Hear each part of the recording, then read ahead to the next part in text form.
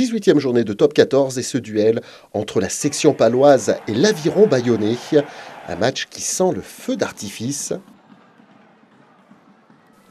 Et dès la 16e minute, les Palois mènent 3-0 et vont se lancer dans une entreprise de grande envergure. Atis Ogbe est à la relance. Les soutiens sont bien présents.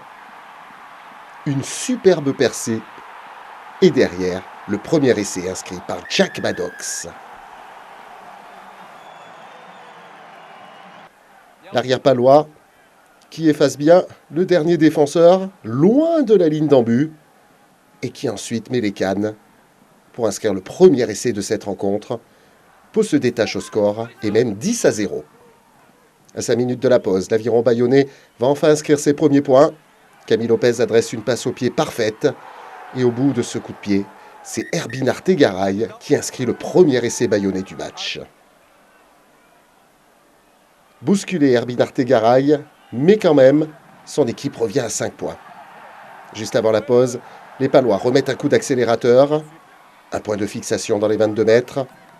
De la vitesse ensuite avec Luc Whitelock. Puis Simons qui allonge une passe parfaite. En bout de ligne, c'est Samuel Ezeala qui résiste au retour du dernier défenseur pour donner 10 points d'avance à la section. On revoit cette longue passe de Simons et la finition parfaite de la part de Samuel Ezeala qui contient le retour de Rémi Bagé. Pau mène 15-5 à la pause. Mais le feu d'artifice va véritablement commencer dans le deuxième acte. Ce sont les Bayonnais qui reviennent le plus fort. 4 minutes seulement après le retour des vestiaires. Tatafou arrive au pied des poteaux. Le jeu rebondit sur le côté droit. Et c'est Rémi Bagé qui vient inscrire le deuxième essai de l'Aviron. Après cette belle percée de Tatafou, une fois encore, Camille Lopez montre qu'il n'a pas qu'un pied pour adresser de bonnes passes. L'Aviron bayonnais revient à 3 points, 15-12. À la 55e minute de jeu, Pau va répondre coup pour coup. Joe Simons adresse un petit coup de pied parfait par-dessus. Le relais apporté par Manou est idéal. Emilien Gaëton échoue à 1 mètre de la ligne. Les soutiens palois sont présents. Dobagna ne prendra pas le ballon, c'est d'abord les avants qui vont mettre en œuvre 1 cm par 1 cm les choses.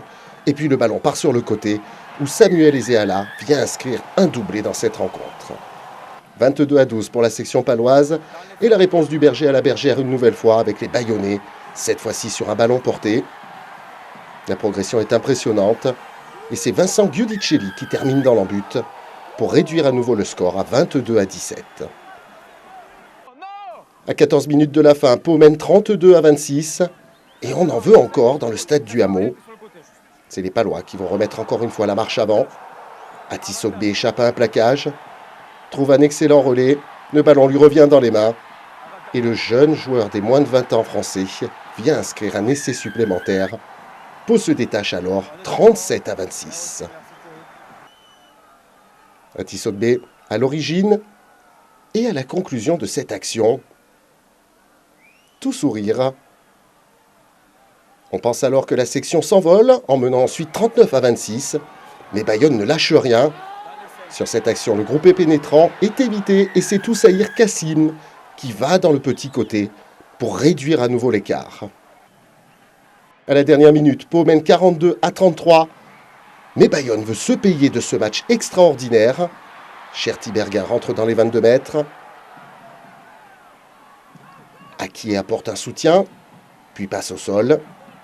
Et le jeu va partir une nouvelle fois au large à l'initiative de Camille Lopez. En bout d'aile, le ballon est parfaitement donné à Carreras, qui vient inscrire le 6e essai bayonnais de cette rencontre. Un essai qui sera synonyme de bonus défensif. Dans un match absolument extraordinaire, c'est la section paloise qui parvient à l'emporter et reste toujours dans la course au top 6.